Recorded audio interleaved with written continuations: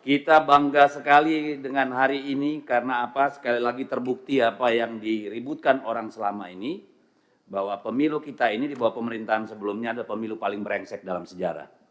Sah. Kenapa saya katakan begitu? 545 daerah pilkada. Oke? Total putusan itu menyangkut 310. Bukan berarti di luar 310 nggak ada masalah. 310 itu hampir 60% dari total pilkada kita. Hampir 60%. Gila itu. Saya nggak tahu kita punya hak nggak untuk duduk lagi di ruangan ini semua. Kalau kita punya budaya malu, saya kira wajar kita mundur semua. KPU, Bawaslu, Mendagri, Kapolri. Gagal kita ini. DPR juga. Supaya adil. Nggak apa-apa, kalau perlu kita mundur berjamaah, saya siap. Supaya sebagai tanggung jawab kita terhadap bangsa ini loh. Hampir 60% pilkadanya bermasalah. Berarti yang tidak dipersoalkan itu hanya 235 daerah. Bukan berarti tidak ada masalah. Dari 235, 37 itu kota kosong. Berarti hanya 198 daerah. 198 daerah itu bukan tidak bermasalah. Either pelanggarannya terlalu masif sehingga tidak bisa dibuktikan, atau orang udah capek. Sekarang rakyat disuruh bayar lagi 1 triliun. Buat kelalaian kita semua. Yang benar aja kita ini tanggung jawab kita di mana? Masalah SKCK, ijazah, administrasi yang tanggung jawab siapa? KPU dong, mundur.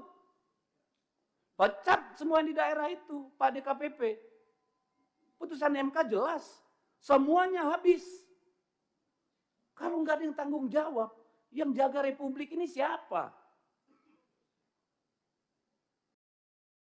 Masa iya urusan remeh-temeh begini, ijazah palsu, masa jabatan, kayak keledai kita.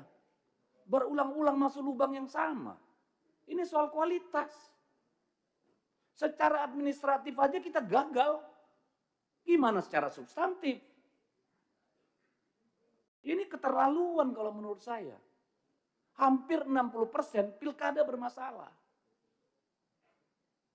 Rakyat disuruh bayar lagi. Kepala daerah suruh tarung lagi. Dari mana uangnya? Minjem, jual, gadai. Besok-besok korupsi semua Bapak Ibu. Yang salah siapa? Karena kita tidak melaksanakan tanggung jawab kita. Nanti kita teriak, kepala daerah koruptor. Muaranya di sini. Ketidakmampuan kita menjaga pemilu yang jurdil, bikin pelanggaran di mana-mana. Dan kita harus bayar itu semua. Enak banget.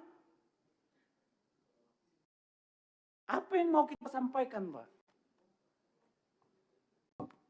Tidak adil kalau ini ditimpakan sama pemerintah daerah. Sudah anggaran dipangkas, suruh lagi dibiayai nih kelalaian kalian semua. Tidak akan ada gugatan kalau Gakumdu itu benar-benar kerja. Tidak akan ada yang masif kalau PJ-nya itu benar-benar punya marwah. Bawaslu-nya kerja benar. DKPP-nya kerja benar. Malu kita, Pak. Ini bukan cuma soal anggaran, ini soal peradaban. Ini bukan soal teknis. Buat apa kita pemilu?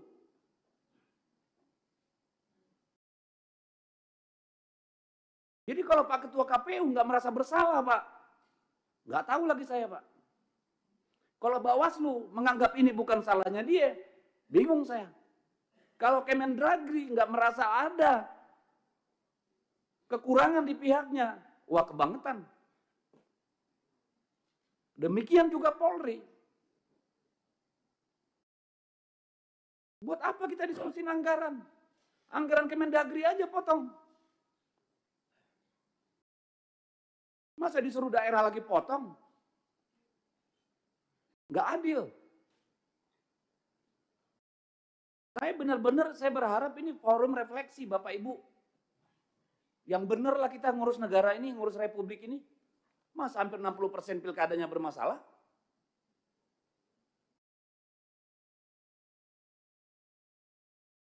Kapan kita mau jujur, Pak? Saya tanya nih Pak Bawaslu, KPU, dan Pak Kementerian Dalam Negeri. Ini yang mau kita wariskan, Pak. Dan ini akan direplikasi pada pemilu-pemilu berikutnya, Pak. Ujungnya apa? Hutan habis, tambang habis. Semua dihabiskan untuk membiayai pemilu, Pak. Apa nggak ngelihat efek dominonya kita ini? Saya minta tolong, saya keras karena apa? Ini soal bangsa ini. Bukan soal teknis kurangnya anggaran, Bapak Ibu. Siapa yang jamin PSU pertama nanti tidak ada PSU kedua? Kita pernah ngalami sampai 3 kali PSU di Maluku Utara. Siapa yang bisa jamin? Akhirnya kepala daerah yang terpilih pun nggak legitimate. Yang milih nanti 20%, 30%. Cari uang lagi mereka untuk money politik. Untuk sembako. Garbage in, garbage out.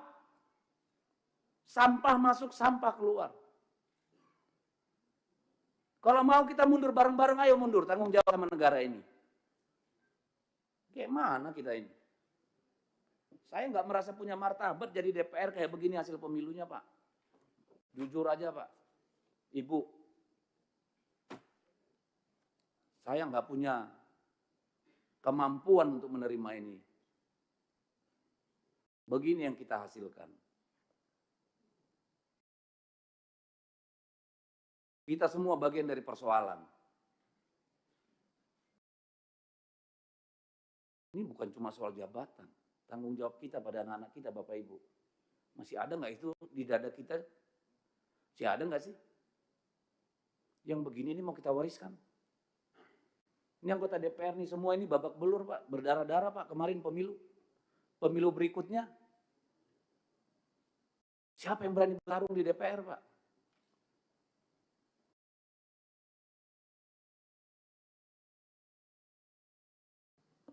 Saya habis kata, pimpinan, ini menyedihkan. Kalau kita tidak melakukan koreksi pimpinan, besok-besok jadi anggota dewan tuh perlu 50-100 miliar pimpinan. Jadi kepala daerah butuh 200 miliar. Tolonglah.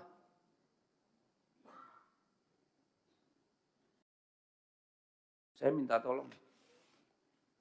Saya minta tolong bapak-bapak, ibu semua mundur. Kalau nggak berani mundur sendiri, saya ikut mundur. Nggak benar begini. Terima kasih Pak Dedi. Catatan penting bagi kita semua, Bapak